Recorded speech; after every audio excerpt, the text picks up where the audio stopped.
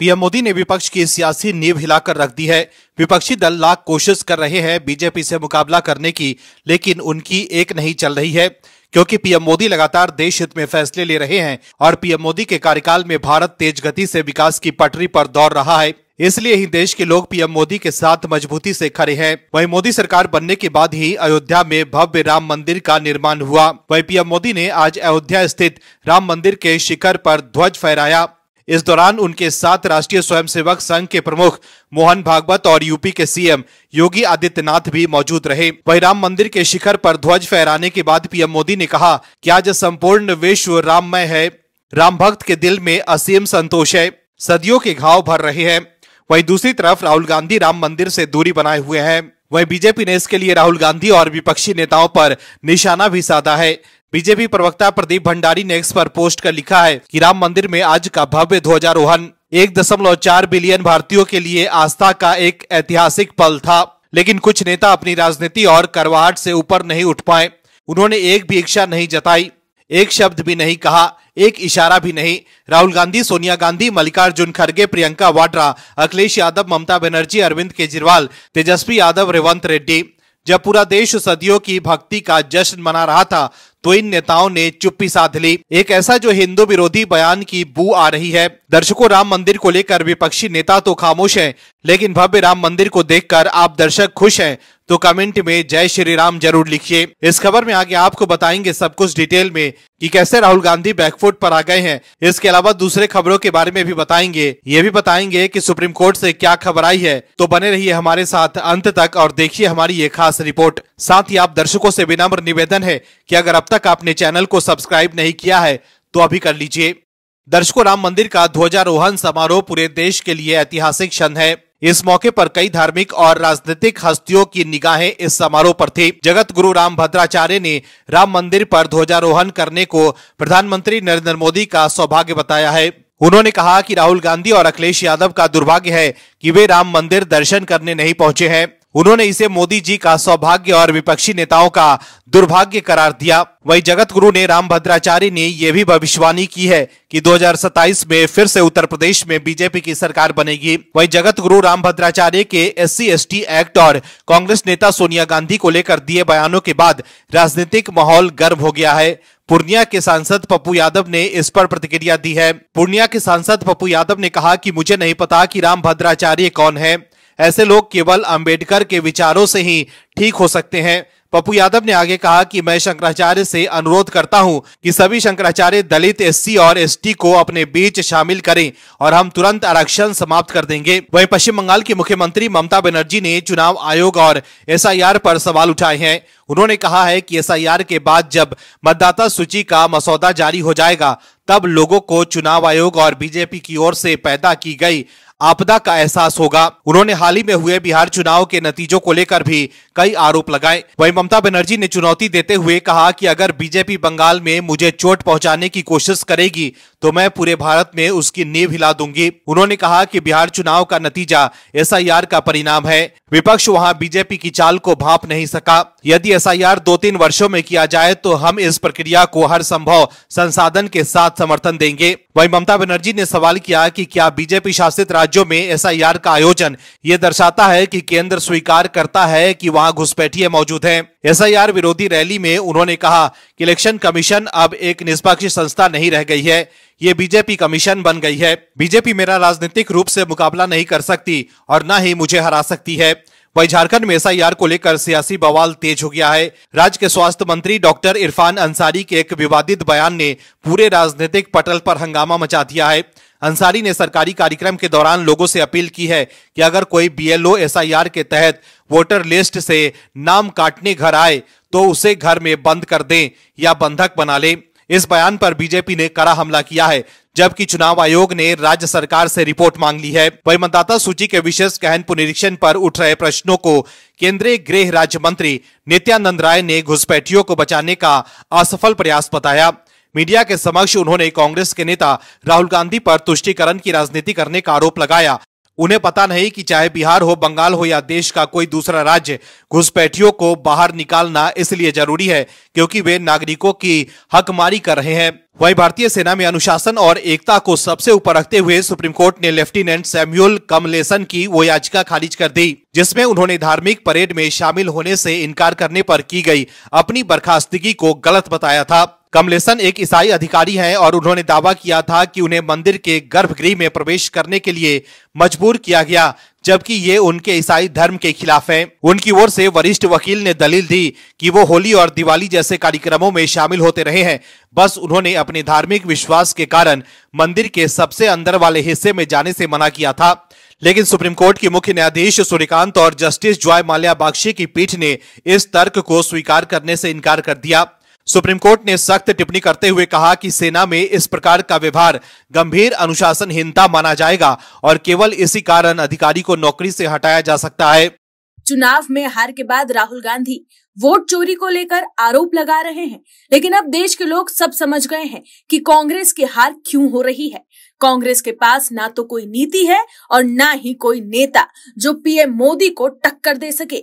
देश के लोग मजबूती से पीएम मोदी के साथ खड़े हैं, लेकिन राहुल गांधी वोट चोरी का राग अलाप रहे हैं। हालांकि अब राहुल गांधी भी समझ गए हैं कि उनकी दाल नहीं गलने वाली, इसलिए ही बिहार में हार के बाद उनकी पार्टी हार को लेकर मंथन कर रही है और कार्रवाई भी कर रही है। दर्शकों, चुनाव में हार के बाद राहुल गांधी और कांग्रेस के नेता जो वोट चोरी का राग अलाप रहे थे, वो अब असलियत समझ गए हैं। दरअसल बिहार विधानसभा चुनाव के दौरान स्पेशल इंटेंसिव रिवीजन यानी कि SIR को लेकर पक्ष और विपक्ष के बीच तगड़ा सियासी संग्राम छिड़ गया था। राजनीतिक पारा इस कदर चढ़ गया था कि मामला सुप्रीम कोर्ट तक जा पहुंचा, मगर चुनाव के नतीजे आते ही बिहार में SIR का मुद्दा रातों रात गायब हो गया। वहीं अब SIR की ये बयान पड़ोसी राज्य बंगाल तक पहुंच गई है। बिहार में SIR सफल होने के बाद अब चुनाव आयोग ने देश के 11 राज्यों में जोर शोर से ये प्रक्रिया शुरू कर दी है। पश्चिम बंगाल का नाम भी इस लिस्ट में शामिल है। तो वही बंगाल में अगले साल विधानसभा चुनाव होने वाले हैं, जिसके कारण SIR एक बार फिर सियासी मुद्दा बन गया है। कांग्रेस नेता राहुल गांधी बिहार के बाद अब पश्चिम बंगाल में SIR के खिलाफ सरकार को घेरने की तैयारी कर रहे हैं। तो वहीं दूसरी तरफ बिहार कांग्रेस में चुनावी हार और अंदरूनी कलह के बीच अनुशासन की सबसे बड़ी कार्रवाई सामने आई है। पार्टी ने उन चेहरों पर गाज गिरा दी है जो लंबे समय से संगठन की नीतियों से इतर जाकर बयानबाजी कर रहे थे और कांग्रेस हाईकमान के फैसले को सार्वजनिक रूप से चुनौती दे रहे थे। बिहार कांग्रेस में चल रही असंतोष और बागी तेवरों की लगातार शिकायतों के बीच पार्टी ने कड़ा कदम उठाते हुए 7 नेताओं को 6 साल के लिए निष्कासित कर दिया है। टिकट वितरण से लेकर चुनावी रणनीति तक कई मुद्दों पर पार्टी मंच से बाहर जाकर बयान देने वाले नेताओं को अब संगठन ने बाहर का रास्ता दिखा दिया है। अनुशासन समिति ने साफ कहा है कि नेताओं की गतिविधियां पार्टी के अनुशासन उल्लंघन के दायरे में साफ तौर पर आती है। कांग्रेस प्रदेश अनुशासन समिति के अध्यक्ष कपिल देव प्रसाद यादव द्वारा जारी किए गए आदेश में कहा गया कि 7 नेताओं से मांगे गए स्पष्टीकरण संतोषजनक नहीं पाए गए, इसलिए उन्हें 6 वर्षों के लिए पार्टी से निष्कासित किया जा रहा है। निष्कासित नेताओं में कांग्रेस सेवा दल के पूर्व उपाध्यक्ष आदित्य पासवान, बिहार कांग्रेस के पूर्व उपाध्यक्ष शकीलुर रहमान, किसान कांग्रेस के पूर्व अध्यक्ष राजकुमार शर्मा, युवा कांग्रेस के पूर्व प्रदेश अध्यक्ष राजकुमार राजन, अति पिछड़ा प्रकोष्ठ के पूर्व अध्यक्ष कुंदन गुप्ता, बांका जिला अध्यक्ष कंचना कुमारी और नालंदा जिला के रवि गोल्डन शामिल है। समिति ने कहा कि नेताओं की लगातार गतिविधियां पार्टी मंचों और अनुशासन के खिलाफ थी, जिससे संगठन की विश्वसनीयता और छवि को नुकसान पहुंचा। अनुशासन समिति की रिपोर्ट के अनुसार निष्कासित नेता लगातार कांग्रेस के कार्यक्रमों, फैसले और चुनावी घोषणाओं के खिलाफ सार्वजनिक मंचों पर बयान दे रहे थे। टिकटों की खरीद फरोख्त जैसे गंभीर आरोप भी सोशल मीडिया और प्रिंट मीडिया में लगाए गए, जिसे पार्टी ने भ्रामक, निराधार और संगठन की छवि को नुकसान पहुंचाने वाली कार्रवाई बताया। पार्टी का कहना है कि टिकट वितरण से लेकर पर्यवेक्षकों की नियुक्ति तक हर प्रक्रिया पारदर्शिता के साथ पूरी की गई थी और SIR की विस्तृत समीक्षा के बाद प्रत्याशी तय किए गए थे। कांग्रेस के अनुशासन समिति ने कहा कि नेताओं के बार बार निर्देशों के अवहेलना करने और हाईकमान के फैसले की सार्वजनिक अवमानना ने संगठन के भीतर भ्रम की स्थिति पैदा की। कई बार चेतावनी दिए जाने के बाद भी उनका आचरण नहीं बदला, जिसके बाद कठोर कार्रवाई अनिवार्य हो गई। ये कार्रवाई बिहार कांग्रेस के अंदरूनी राजनीति में बड़ा संकेत मानी जा रही है। पार्टी विधानसभा चुनावी नतीजों के बाद लगातार संगठनात्मक सुधार और कमजोर कड़ियों को पहचानने में जुटी हुई है। राहुल गांधी वोट चोरी का आरोप लगा रहे थे, लेकिन पार्टी के नेता ही कांग्रेस का खेल बिगाड़ रहे थे। हार के बाद वोट चोरी का आरोप लगाने के बजाय राहुल गांधी को पहले कांग्रेस को एकजुट रखने पर ध्यान देना चाहिए। अरविंद केजरीवाल, जो अपने आप को आम आदमी कहकर सत्ता में आए थे, वो अब देश के सामने एक्सपोज हो गए हैं कि वो आम आदमी तो कतई नहीं। केजरीवाल तो शीश महल में रहने वाले खास आदमी है, लेकिन दिल्ली की सत्ता से बाहर होने के बाद अब केजरीवाल कोर्ट के चक्कर में भी फंस गए हैं। तो वहीं दूसरी तरफ अब केजरीवाल पंजाब पर ज्यादा फोकस कर रहे हैं। पंजाब के मुख्यमंत्री भगवंत सिंह मान और आप के राष्ट्रीय संयोजक अरविंद केजरीवाल ने मंगलवार को संगत में शामिल होकर अरदास की। इस मौके पर दोनों नेताओं ने कहा कि सिख धर्म ने दुनिया में बराबरी और धर्म निरपेक्षता का संदेश दिया। वहीं दूसरी तरफ कोर्ट से भी केजरीवाल के लिए एक बड़ी बात बाहर आई है। दर्शकों, दिल्ली विधानसभा परिसर में बने फांसी घर के विवाद पर मामला लगातार गर्माता जा रहा है। दिल्ली विधानसभा ने हाईकोर्ट को बताया कि पूर्व मुख्यमंत्री अरविंद केजरीवाल और डिप्टी सीएम मनीष सिसोदिया विशेषाधिकार समिति के सामने पेश नहीं हो रहे। विधानसभा सचिवालय की ओर से कहा गया कि दोनों नेताओं को कई बार समन भेजे गए, लेकिन वो एक बार भी उपस्थित नहीं हुए।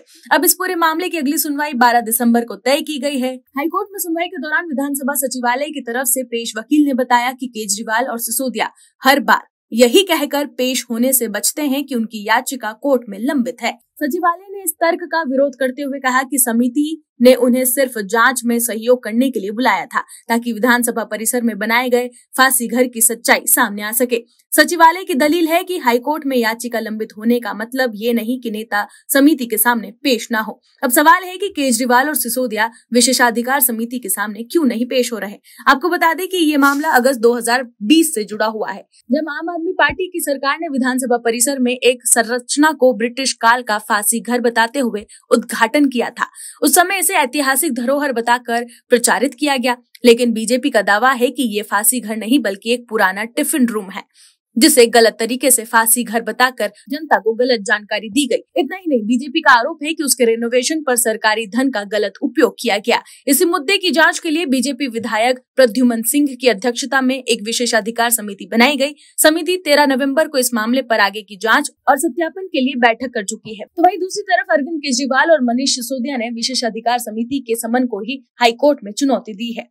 उनका कहना है कि समिति की कार्रवाई किसी शिकायत, रिपोर्ट या विशेषाधिकार हनन प्रस्ताव पर आधारित नहीं है। ऐसे में समिति का इस तरह से समन जारी करना अधिकार क्षेत्र से बाहर है। उन्होंने कोर्ट में दलील दी है कि समिति की कार्रवाई उनके संवैधानिक अधिकारों के आर्टिकल 14, 19 और 21 का उल्लंघन करती है। हाईकोर्ट ने पहले ही टिप्पणी की थी कि उनकी याचिका पहली नजर में सुनवाई योग्य नहीं लगती, लेकिन फिर भी कोर्ट ने मामले पर विस्तृत सुनवाई के लिए 12 दिसंबर की तारीख तय कर दी है। फिलहाल दोनों पक्षों की दलीलें हाईकोर्ट में चल रही है। विधानसभा समिति ने जांच आगे बढ़ाने का इरादा जताया है, जबकि केजरीवाल और सिसोदिया इसे अवैध बता रहे हैं। 12 दिसंबर की सुनवाई इस पूरे मामले में अहम साबित हो सकती है, क्योंकि कोर्ट ये तय करेगा कि ये समिति की कार्रवाई जारी रहेगी या नहीं। कुल मिलाकर देखें तो सत्ता से बाहर होने के बाद अब इस मामले में केजरीवाल और सिसोदिया की चिंता बढ़ गई है। इसके अलावा शराब घोटाले मामले में केजरीवाल जेल जा चुके हैं। Bureau report, OMH news. आप दर्शकों से विनम्र निवेदन है कि चैनल को सब्सक्राइब जरूर करें